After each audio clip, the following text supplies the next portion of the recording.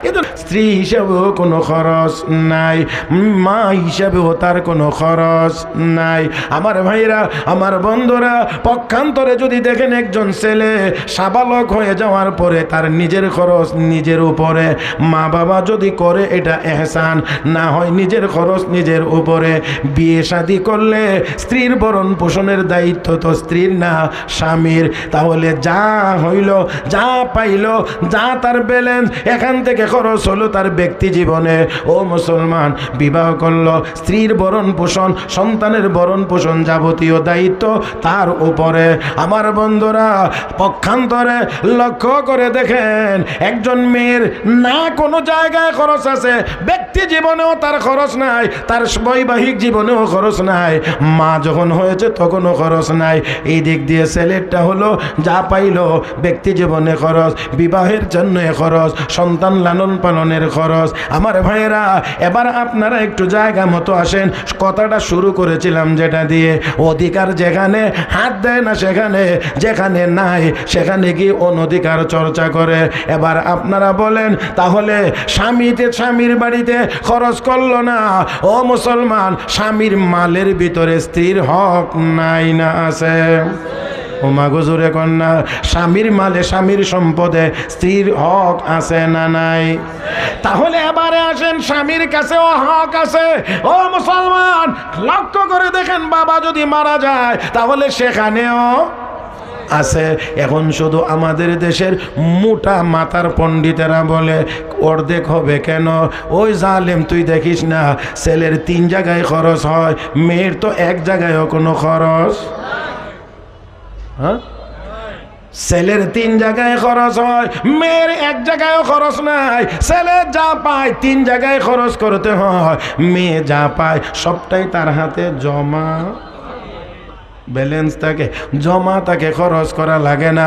এবার যদি বুঝে থাকেন, ইনসাফের আওয়াজে বলেন, মহিলাদেরকে ইসলাম অধিকার কম দিয়েছে? হ্যাঁ বলেন, বলেন, কম দিছে? ছেলে যা পাইল বাবার উত্তরাধিকারী হিসাবে, ও 3 জায়গায় খরচ হয়ে গেল, মেয়েটা জায়গা মতো সবটাই জমা রয়ে গেল। তারপরে ওই জালেমরা বলবে কি, না না না না না না। আপনারা একটু খেয়াল করেন, ইসলাম যে বাহ্যিক দৃষ্টিতে যেটা দেখা যায় অর্ধেক দিছে, অর্ধেক, এই অর্ধেকটা কি আমাদের দেশের মা বোনেরা ভাইদের কাছ থেকে উদ্ধার করে আনতে পারছে? কথা বুঝেন নাই? শুধুমাত্র চাইছে যে আমার একটু অসুবিধা, ভাই আমারটা একটু হিসাব করে দেয়া দাও। এই জন্যে ভাইয়ের চোখ রাঙ্গানি আর হুমকি হইল, এই বাড়ির ত্রিসীমানার ভিতরে আর কোনোদিন আসবে না। যদ্দূর ইসলাম দিছে ওদ্দূর উসুলের ব্যবস্থা নাই। ভাইয়ের কাছে চাইতে গিয়ে বাবার বাড়ির সীমানায় না যাওয়ার হুমকি দেওয়া হয়। সেখানে যদি বলা হয় সমান সমান, তার মানে গৃহযুদ্ধ লাগানোর পায়তারা আর ষড়যন্ত্র ছাড়া আর কিছুই হতে পারে না। পাগলামি। আমার বন্ধুরা, তাই আসুন, ইসলাম মহিলাদেরকে অধিকার দিয়েছে, সবটা জমা থাকে। বাবার বাড়িতেও আছে, বাবার বাড়িতেও আছে, স্বামীর বাড়িতেও আছে, স্বামীর বাড়িতেও আছে। এটা দেখে না, আসলে দেখবার মতো যোগ্যতাও থাকা লাগে, বুঝবার মতো যোগ্যতাও থাকা লাগে। আমার ভাইয়েরা, আপনারা একটু জিনিস খেয়াল করবেন, 1, 10, 1 সংখ্যাটা বড় না 10 সংখ্যাটা বড়? হ্যাঁ, সংখ্যার দিক থেকে 1 বড় না 10 বড়? 10 বড়। এখন পরীক্ষার ফলাফলের ক্ষেত্রে কেউ যদি কয় যে আমি 1 নম্বরে পাস করছি, এখন যদি কয় গাদার গাদা, তুই 1 নম্বরে কেমনে পাস করলে? তো 10 নম্বরে পাস করার কথা। আমি আপনারা বুঝাইতে পারছি না? হ্যাঁ, তাইলে পরীক্ষার ক্ষেত্রে, ফলাফলের ক্ষেত্রে 10 সংখ্যার চাইতে 1-এর দাম। ফুটবল খেলার মাঠে গেলে কথা 1-এর থেকে 10 বেশি। তাহলে পরীক্ষার ফলাফলের ক্ষেত্রে 1 নাম্বার যদি হয়, 1 নাম্বার এটার দাম বেশি, 10-এর দাম কম। এখন আমাদের এতটুকু বুঝবার যোগ্যতা থাকতে হবে, ছেলে লেখাপড়া করছে, পরীক্ষা দিছে, বাবা অশিক্ষিত, জিজ্ঞেস করে কেরে পরীক্ষা দিলে ফলাফল কি?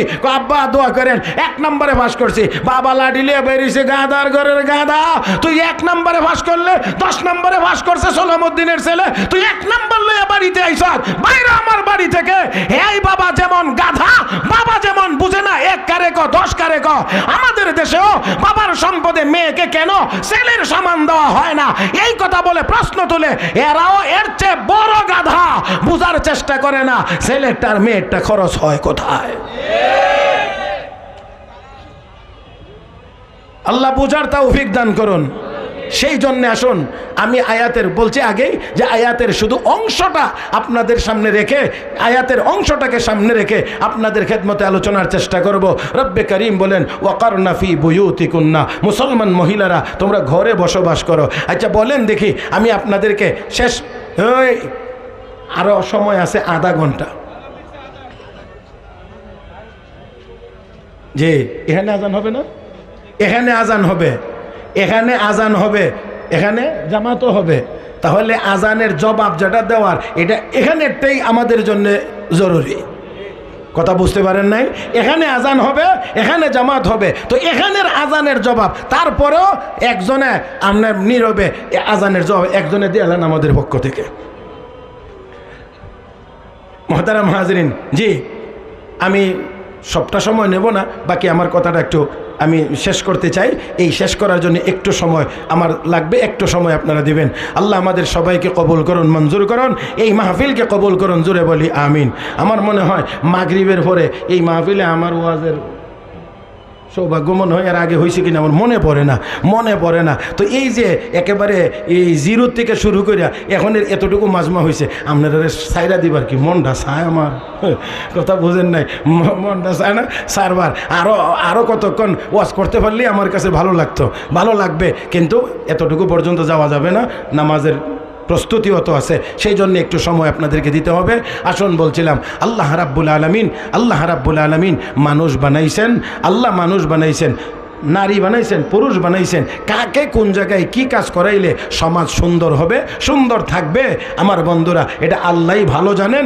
এই জন্যে আল্লাহ এই সমাজকে সুন্দর এবং ভালো রাখার জন্যেই পুরুষদেরকে বলছেন তোরা বাহিরে যা ফাইদা কুদিয়াতিস সালাত ফান্তাশিরু ফিল আরদ ওয়াবতাগু মিন ফাদলিল্লাহ। নামাজ শেষ, ময়দানে ছড়িয়ে পড়ো, আল্লাহর রিজিক তালাশ করো। আর মহিলাদের কথা হলো প্রয়োজন হইলে বাহিরে যাও, না হইলে ঘরে থাকো।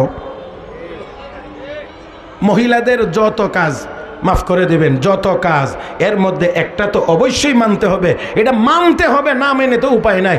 বাচ্চা তো গর্ভে ধারণ করবে মহিলা। আচ্ছা বলেন দেখি, যখন বাচ্চা পেটে থাকে, গর্ভে থাকে, তখন ওই মহিলার জন্যে বাহিরটা নিরাপদ না ঘরটা নিরাপদ?